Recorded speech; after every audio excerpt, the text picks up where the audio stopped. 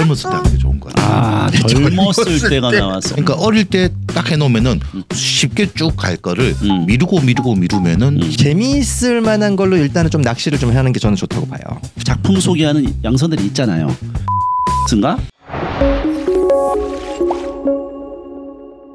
고전 문학은 고전 시가와 고전 소설이 있는데 이거 꼭 중학교 때 해야 되나? 고등학교 올라가서 하면 좀 물론 수능 1등은 받아야 되니까 네. 사실 이거 하긴 해야 되고 그렇긴 한데 이거 고등학교 올라가서 해도 돼요? 아니면 중학교 때 어떻게 할까?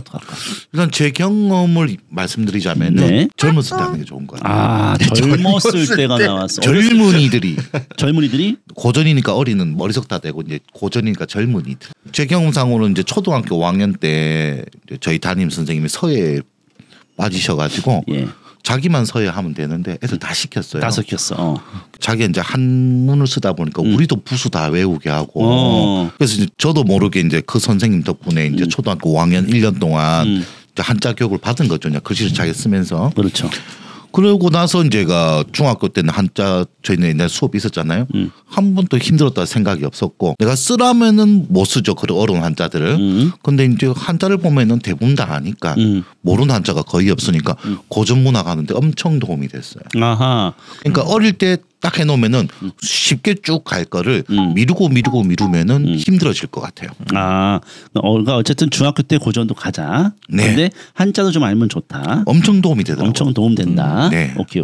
자, 그러면 나 혼자 같은 경우는 어떻게 생각하세요? 대표님께서도 늘 말씀하시는 거지만 고전 문학은 암기가 매우 중요한 부분이죠. 그렇죠. 네, 그 이제 뭐 어쩔 수가 없는 거기도 하죠. 요즘 나오는 소설이나 시 같은 것도 일단 기본적으로 문학이라는 게 친절한 글은 아니니까 읽고 이해하기가 쉽지 않은데 수백 년 전, 심지어 막 수천 년 전 이런 글을 가지고서 뭐 너희들이 알아서 뭐 해독을 해보라고 하면 현실적으로 불가능하기 때문에 고전 문학 시험 문제라는 거는 외우고 있는 지식을 바탕으로 푸는 문제들이 나오는 거잖아요. 그러니까 당연히 암기가 중요한데 우리가 지금 전제로 하고 있는 건 어쨌든 이제 고등학생이 아니고 중학교 정도 수준에서의 이제 학습을 얘기를 하는 거니까 아이들이 재미를 붙일 수 있게 해주는 게 좀 필요한 것 같아요. 재미. 아이들한테 갑자기 가사를 던져줬어요. 향가를 던져줬어요. 그렇지. 3위인고 재미가 있을 턱이 없어요. 관동별곡은 죽음이야 이거. 재미있을 만한 걸로 일단은 좀 낚시를 좀 하는 게 저는 좋다고 봐요. 재미있는 게 뭐가 있어? 고전 문학의 세계로 끌어당길 때 제일 많이 던지는 떡밥이 두 가지. 떡밥이라고 하니까 아이들을 너무 이제 좀 낙네. 첫 번째는 역사 얘기를 좀 많이 합니다. 역사 이야기. 한국사의 이야기를 좀 많이 합니다. 왜냐하면은 이게 시가도 그렇고 오히려 또 산문이 더 그렇죠. 내용을 좀 이해하고 이제 그 당시 사람들의 어떤 정서를 조금 이해하는 데 있어서 맞아요. 역사에 대한 이해가 조금 바탕에 깔려 있으면 좋거든요. 뭐 예를 들면은 조선시대 시가문학이나 뭐 이런 거에서도 보면 성산문 시조 나오면은 역사 얘기 들어가지. 기본적으로 그 좀 사대부들의 어떤 그런 가치관이나 이런 것들이 깔려 있는데 시조 그런 거를 우리가 애들이 좀 이해를 하지 못하는 이유 중에 하나가 그 사람들의 사고방식을 도저히 알 수 없는 거죠. 그 도저히 알 수가 없는 거예요. 왜 저러는 거예요? 도대체 매화를 보고 왜 지조와 절개를 느끼고 왜 저러는 거냐 도대체. 이해할 수가 없죠.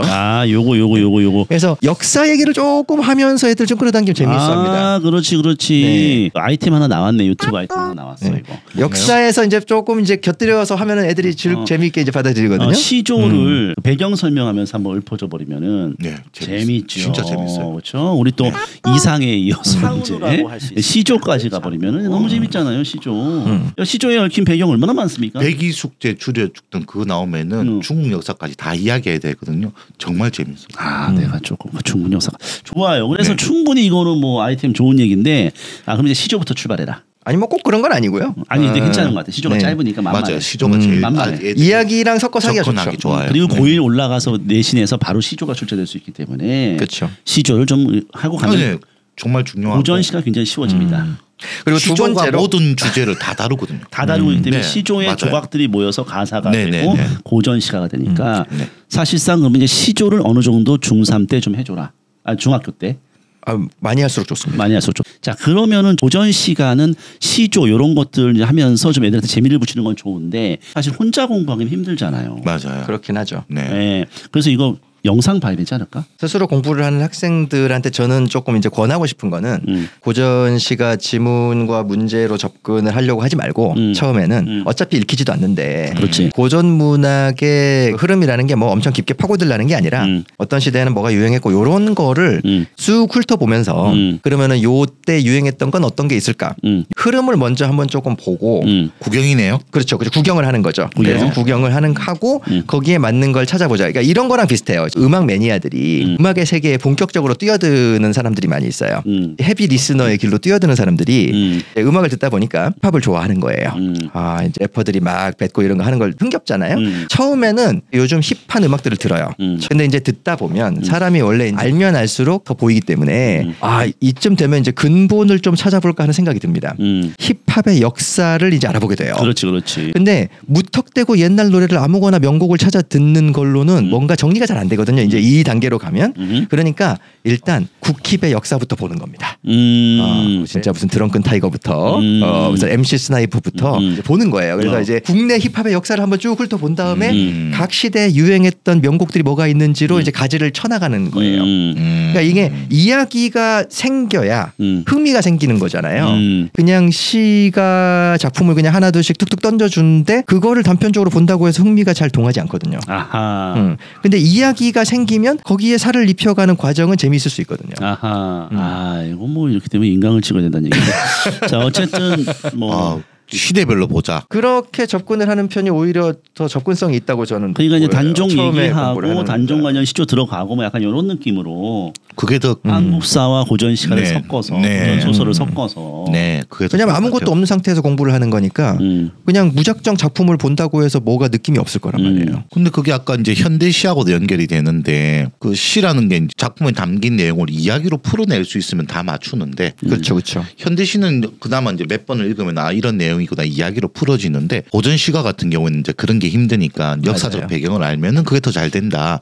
그렇죠. 그러면 한국사와 관련해서 공부를 하자 이런 얘기인데 이렇게 파고드는 스타일은 이제 우리 진짜 그 찐 의대에 간 아이들은 또 그렇게 합니다 공부를. 의대 가야죠. 예, 근데 제가 있지만 저는 걸칠 정도를 지금 목표로 하고 있기 때문에 그렇게까지 애들이 능동적으로 막 찾아오면서 공부하고 이런 애들은 없어.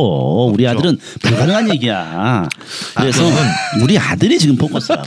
이건 해결이 안 되는 문제인 것 같아요. 이건 어느 시중에 이렇게 되어 있는 문제집도 없고 없어. 우리가 콘텐츠를 만들어야 돼. 그러면은 내 생각엔 이랬으면 좋겠어. 고전 문학은 그냥 인강만 들으면 안 되나? 그러니까 예를 들어서 EBS에도 뭐 고전 문학의 흐름과 작품 소개하는 양선들이 있잖아요. 뭐 올림포스인가? 그죠, 있죠. 예, 고등부 거를 듣는 게 좋을 것 같아요. 저는 아예 고1 타겟으로 한 거. 그래서 올림포스 뭐 이런 거 고전 시가 관련된 영상을 하나 봐. 뭐 어렵지 않잖아요. 그리고 나서 역시 마찬가지로 이제 고전 문학 모의 기출 같은 거를 이제 좀 풀면서. 근데 여기서 이제 그 분량은 그렇게 중요하지 않다. 오히려 많이 풀어야 될 거는 현대 문학이라고 생각합니다. 현대 문학을 좀 많이 풀어놓고 고전 문학은 사실 지식적인 측면이 더 강하기 때문에 좀 공부해 놓고 이제 조금 더 현대 문학보다는 좀 더 적은 분량을 좀 공부를 해도 크게 부담스럽지 않다. 그럼 문학이 요 정도로 정리가 된 것 같은데 다시 한번 정리 한번 해보면은 현대 문학 같은 경우는 개념이 중요하기 때문에 개념의 나비 효과를 일단은 보고 그리고 나서 이제 고1 모의고사를 포스트잇 작업을 하면서 공부를 한다 이렇게 설계를 하고 고전 문학은 이제 EBS의 고전 문학 관련된 고전 시가든 고전 소설든 고1이 정도 보는 정도의 수준을 하나 선택을 해서 그걸 보고 난 다음에 고1 모의고사 또는 고2 모의고사에 포스트잇 작업하면서 푸는데 고전 시간은 현대 문학만큼 많은 분량을 한다는 생각은 하지 말고 강의에 드는 내용을 바탕으로 어느 정도 이제 훈련해 본다 정도로 하면 중학교 때 충분히 문학이 준비가 되지 않을까 이렇게 생각이 드는데 혹시 더 뭐 덧붙일 내용 있으신가요? 항상 소설 현대 소설은 요즘 두 가지 경향인데 인간의 이제 심리 쪽을 다뤄가지고 그쪽으로 좀 집중하는 그런 작품들이나 아니면 그 사회 문제랑 관련된 그런 쪽으로 나오니까 현대사에 대해서 연관해서 작품을 공부하는 것도 좋을 것 같아요. 한국사 공부를 좀 해주는 게 좋다. 한국사 어차피 배울 거니까 그거와 연계해서 오늘 내가 만약에 산업화 시대를 배웠다. 그거와 관련된 작품들 뭐가 있느냐. 역시 뭐 같은 포스트잇 작업이죠. 뭐. 그렇게 연관해가지고 하는 것도 좋을 것 같아요. 알겠습니다. 또 나 원장님 뭐 덧붙일 내용 있어요? 그 현대소설 지문을 가지고 공부를 해도 그 지문이 수능에 나올 가능성은 대단히 희박하잖아요. 네. 워낙 나올 만한 작품이 많으니까. 그럼에도 불구하고 사회 문화적인 이해를 한다는 측면에서 충분한 지문에 대한 경험은 필요한 것 같습니다. 사실 우리가 이제 뭐 어떻게 보면 배경 지식 관련된 건데 이제 한국사나 이런 배경 지식이 있으면 더 작품을 이해하기 쉬운 측면이 있지만 오히려 어떻게 보면 우리가 소설이라는 것이 당시의 시대상을 조금 더 생생하게 네네. 공부할 수 있는 계기가 되다 보니까 자연스럽게 그 시대의 그림이 이 머릿속에 이제 그려지게 되면서 네. 거기다 약간 우리가 역사에 대한 내용을 좀 더 심어주면은 훨씬 더 이제 풍성하게 역사적인 그 배경의식과 함께 작품을 감상하게 된다. 뭐 이 정도로 이해가 될 것 같아요. 네. 자, 그래서 오늘 우리가 의대 공부법 국어 문학편에 대해서 한번 얘기를 해봤는데 좋은 얘기가 많이 나온 것 같아요. 그래서 이 내용을 바탕으로 국어 문학은 자기주도 학습을 하게 된다면 물론 학원을 다니면 뭐 학원에서 알아서 해주겠죠, 그렇죠? 근데 학원을 이제 안 다니고 혼자서 공부하거나 이제 그렇게 설계를 하는 분들이라면 오늘 얘기한 내용을 바탕으로 준비를 하시면 아마 고등학교 올라가서 국어에서 문학이 어려워서 내가 조금 한계가 있다라는 문제는 완전히 해결될 거다 이렇게 생각이 되고 오늘은 여기서 이제 마무리를 하고 다음에는 이제 문법을 가지고 한번 그 미팅을 해보도록 하겠습니다. 네. 네, 오늘 수고하셨습니다. 수고하셨습니다. 수고하셨습니다. 고맙습니다. 네.